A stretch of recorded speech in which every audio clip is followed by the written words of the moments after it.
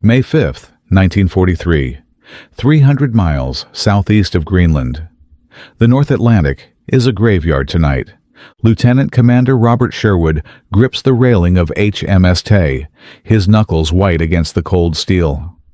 Through the fog, he can barely see the silhouettes of 42 merchant vessels, vulnerable, slow, loaded with nothing but ballast on their journey west. But that's not what keeps him awake. It's what he can't see, what's hiding beneath 400 feet of black water. Down there, in the crushing darkness, a young German sailor sits motionless, headphones clamped over his ears, eyes shut, breathing shallow. He's listening, not with his eyes, but with sound itself. The rhythmic thump, thump, thump of propellers, the low groan of merchant engines, the metallic creak of hulls cutting through swells. Each noise paints a picture more accurate than any periscope could provide. 42 ships, all broadcasting their exact locations through the water like lighthouse beams cutting through fog. The German operator's eyes snap open. He leans toward his commander and whispers, "Contact, multiple heavy vessels. Estimate 40 ships." Somewhere in that fog, in that darkness, the wolf pack is gathering. What neither commander knows, not Sherwood on his bridge, not the U-boat captain in his steel coffin, is that this convoy battle will mark the beginning of the end. In exactly 26 days, 70 German submarines will be destroyed, damaged, or driven from the Atlantic. The predators are about to become prey. Let me take you back 2 months, March 1943. The numbers are apocalyptic. 120 Allied ships sunk, nearly 700,000 tons sent to the bottom. Only 12 U-boats lost. That's a 10-to-1 kill ratio in Germany's favor. At this rate, Britain has maybe 3 months of supplies left before starvation sets in. Winston Churchill would later confess, "The only thing that ever really frightened me during the war was the U-boat peril." And Churchill wasn't easily frightened. But here's why he should be. Britain imports everything: food from Canada, fuel from America, steel, weapons, medicine. All of it crosses the Atlantic in merchant ships that have become floating coffins. If the convoys stop, Britain falls. The invasion of Europe becomes impossible. The Nazis win. Admiral Karl Dönitz, commander of Germany's submarine fleet, knows he's winning. His U-boats hunt in coordinated wolf packs, groups of 15 to 40 submarines spread across shipping lanes like a steel spiderweb. The tactic is brutally simple. One U-boat detects a convoy. It radios headquarters. Within hours, the entire pack converges for a mass slaughter. They attack at night, on the surface, where they're faster than merchant ships and nearly invisible in the darkness. By the time Allied escorts react, torpedoes are already tearing through hulls. The worst moment comes in mid-March.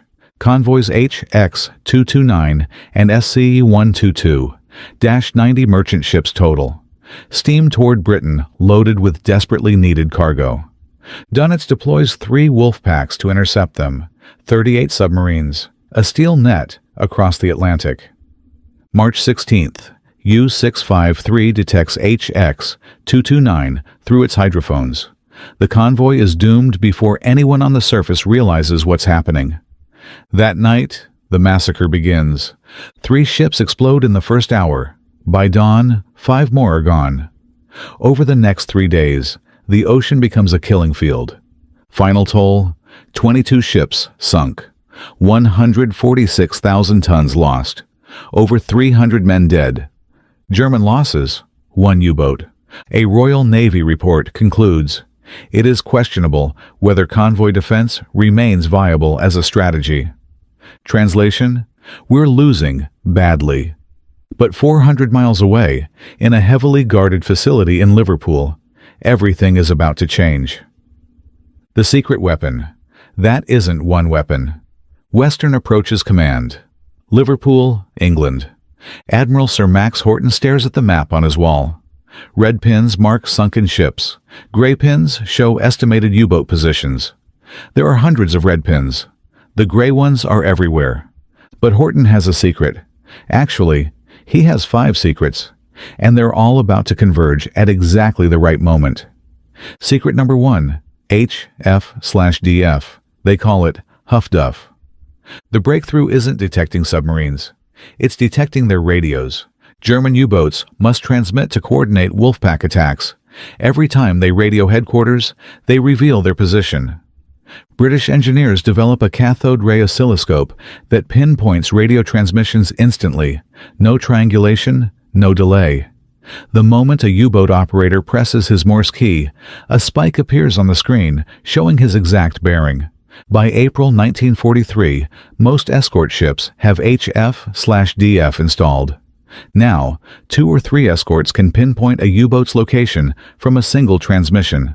The Germans have no idea this is happening. Secret number 2, 10-centimeter radar. In early 1943, Allied ships and aircraft received new radar operating on 10-centimeter wavelength. Here's why this matters. German radar detectors work on 60-centimeter wavelength. They literally cannot detect the new Allied radar. U-boats that previously surfaced safely at night suddenly find aircraft diving at them out of nowhere.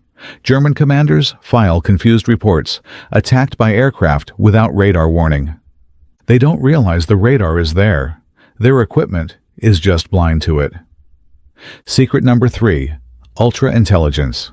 At Bletchley Park, British codebreakers have cracked the German naval Enigma cipher. Admiral Horton can now read Dönitz's orders to his U-boat fleet in near real time. Convoys are routed around known Wolfpack positions. Support groups are vectored to intercept submarines before they reach their targets. The Germans think they're hunting blind prey. They don't realize the prey knows exactly where they are. Secret number 4, VLR aircraft. The air gap closes. Modified B-24 Liberators, with extended fuel tanks, can now patrol the entire Atlantic crossing. For years, there was a mid-Atlantic gap, a zone beyond the range of land-based aircraft where U-boats operated freely. That sanctuary has just vanished. Armed with 10-centimeter radar and depth charges, these aircraft turn the tables on surfaced U-boats. Secret number 5, talk between ships, TBS radio. Instead of Morse code lamps or signal flags, escort commanders can now coordinate in real time using voice radio. When a U-boat attacks, every escort hears the order simultaneously. No delays, no confusion. For the first time in the Battle of the Atlantic, coordinated defense is actually possible. Between July 1942 and May 1943, HF/DF alone saves 128 convoys from Wolfpack ambushes. Now all 5 technologies are operational. Trained crews are ready. The tactics are refined. It's time to see if it works. The battle. Convoy ONS.5. April 22, 1943. Commander Peter Gretton takes command of Convoy ONS.5's escort. His ships, destroyers HMS Duncan and HMS Tay, plus corvettes and frigates, carry every new technology, HF/DF, 10-centimeter radar, TBS radio. The convoy, 42 merchant ships in 12 columns, heading west to North America. By April 28th, they enter the danger zone. U-650 makes contact. The hydrophone operator hears the distinctive sound of multiple propellers. The U-boat surfaces briefly to transmit a sighting report. Instantly, HMS Duncan's HF/DF fixes the bearing. The oscilloscope screen shows a sharp spike. The direction of the transmission clear as daylight. Gretton knows exactly where U-650 is. Throughout the day, radar-equipped aircraft force U-650 to dive repeatedly. Every time the submarine tries to shadow the convoy, planes appear from nowhere. The German commander is baffled. His radar detector shows nothing. By nightfall, 4 more U-boats join the hunt. But Gretton's escorts track every single one through their radio transmissions. Then the weather turns savage. Gales batter the convoy. Waves tower 3 stories high. Some merchant ships scatter, struggling to maintain formation. On May 3rd, Gretton's ship runs critically low on fuel. He has no choice. He must leave for Newfoundland. Lieutenant Commander Sherwood takes command just as the largest Wolfpack in history closes in. By May 4th, over 50 U-boats converge on ONS.5. This is Dönitz's all-out effort. The decisive blow. His commanders are confident they'll annihilate the entire convoy in one night. The turning point, May 4th to 5th, 1943. The savage gales subside. Thick fog rolls in, reducing visibility to yards. The seas flatten to near calm. Perfect conditions for sonar detection. An encrypted message arrives on HMS Tay that evening. A survivor will later recall the exact words: 25 U-boats in contact with your convoy, 40 in immediate vicinity closing, 70 in general area. 70 U-boats, the largest concentration ever assembled against a single convoy. The attack begins after dark. Torpedoes slice through fog. 3 ships explode almost simultaneously, massive detonations lighting up the night, flames reflecting off the fog like hellfire. One escort crewman watches in horror. I saw 3 ships hit at once. One sank stern first, another bow first, the third broke in half. All 3 gone in under 2 minutes. But then the escorts counterattack. HF/DF operators fix bearings on every U-boat transmission. The fog that hides merchant ships also hides the escorts, and the 10-centimeter radar cuts through the fog perfectly. U-boats that think they're invisible suddenly appear on radar screens. HMS Tay races toward a contact, sonar pinging. Depth charges roll off the stern. The ocean erupts in towers of white water. Oil slicks spread across the surface. Coordinated by TBS radio and guided by HF/DF bearings, the escorts mount a ferocious defense. U-boats maneuvering into firing positions find destroyers charging at them out of the fog. Submarines forced to dive by aircraft surface directly into sonar search patterns. For 24 hours, the U-boats face resistance they've never encountered before. One intercepted German transmission reads, "We could not understand what happened. Ships were practically on top of us before we detected them. The escorts seemed to know our exact positions. They didn't know it, but the Allies could read their minds by breaking Enigma and intercepting every transmission." Final tally for ONS.5. 13 merchant ships lost, 6 U-boats destroyed, many more damaged. For the first time in a major convoy battle, U-boat losses exceed merchant ship losses. The tide has turned. Black May, 1943, the month that breaks the U-boat fleet. Allied losses, 64 ships, 345,000 tons. U-boat losses, 43 submarines destroyed. That's 25% of Germany's operational submarine fleet wiped out in a single month. The breakdown tells the story. 18 submarines sunk by escort vessels. 21 submarines sunk by air patrols. 4 lost to accidents. Average monthly U-boat losses. January to April 1943. 14 submarines. May losses, 43 submarines. The reversal is absolute. On May 24, 1943, Admiral Dönitz withdraws almost all U-boats from the North Atlantic. He writes in his war diary, "The enemy has achieved technological supremacy, which has robbed U-boats of their most effective weapon, surprise attack. We can no longer operate in the North Atlantic. The withdrawal is temporary, but the strategic balance has shifted permanently." Dönitz loses his own son during Black May. 21-year-old Peter Dönitz goes down with U-954 on May 19th. All hands lost.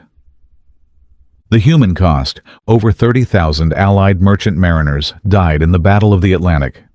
They sailed unarmed through submarine-infested waters, knowing one torpedo could send them into freezing water with minutes to live.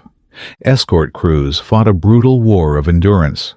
Weeks at sea in tiny corvettes that rolled 45 degrees in Atlantic storms, rescuing survivors from burning tankers. For German submariners, the Battle of the Atlantic became a death sentence. By war's end, 772 U-boats destroyed. 28,000 German submariners killed. 70% casualty rate, the highest of any military branch in World War II. Young men in their early 20s went to sea, knowing their chances of survival were less than 1 in 3. The numbers that tell the story. March 1943. Before the turning point, Allied ships sunk. 120 vessels, 693,000 tons. U-boats lost, 12. Kill ratio, 10-1 in Germany's favor. May 1943, after technological deployment. Allied ships sunk.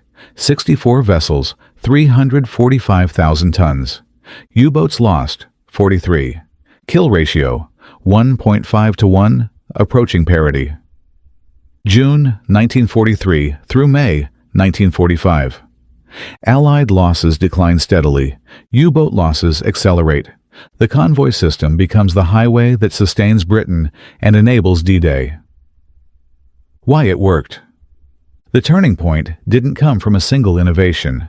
It came from the convergence of multiple technologies deployed as an integrated system. HF/DF turned U-boat communications into a liability. Every transmission revealed their position. 10-centimeter radar gave Allied forces night vision the Germans couldn't detect, or even know existed. Ultra-intelligence provided strategic warning of enemy positions throughout the war.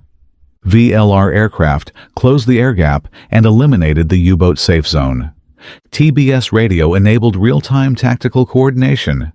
Increased escort production meant more ships for convoy protection. Improved tactics. Commanders like Gretton perfected coordinated defense. Individually, each technology helped. Together, they made the German submarine fleet nearly obsolete, almost overnight. Royal Navy historian Stephen Roskell wrote, "The Germans never came so near to disrupting communications between the New World and the Old as in the first 20 days of March 1943. 2 months later, the battle was effectively over." The lesson. Modern submarines operate on the same principle that doomed World War II U-boats. Detection means death. No single weapon wins modern wars. Victory comes from integrating intelligence, sensor technology, weapon systems, and tactical doctrine into a unified approach. The Battle of the Atlantic lasted from September 1939 to May 1945, the longest continuous military campaign of World War II. Over 72,000 Allied personnel died. Nearly 3,000 merchant ships were sunk. But the convoys got through. Britain survived. D-Day became possible. May 1943 was the turning point. Not because of a single hero or invention, but because engineers, codebreakers, scientists, commanders, and crews brought together the technologies and tactics needed to defeat the U-boat threat. Sometimes, the difference between defeat and victory isn't a single moment of genius. It's the patient accumulation of advantages, technological, tactical, and human, that suddenly reach critical mass and change everything. That's what happened in May 1943 when 70 U-boats vanished from the Atlantic in just 30 days. The hunters became the hunted, and the tide of war turned forever.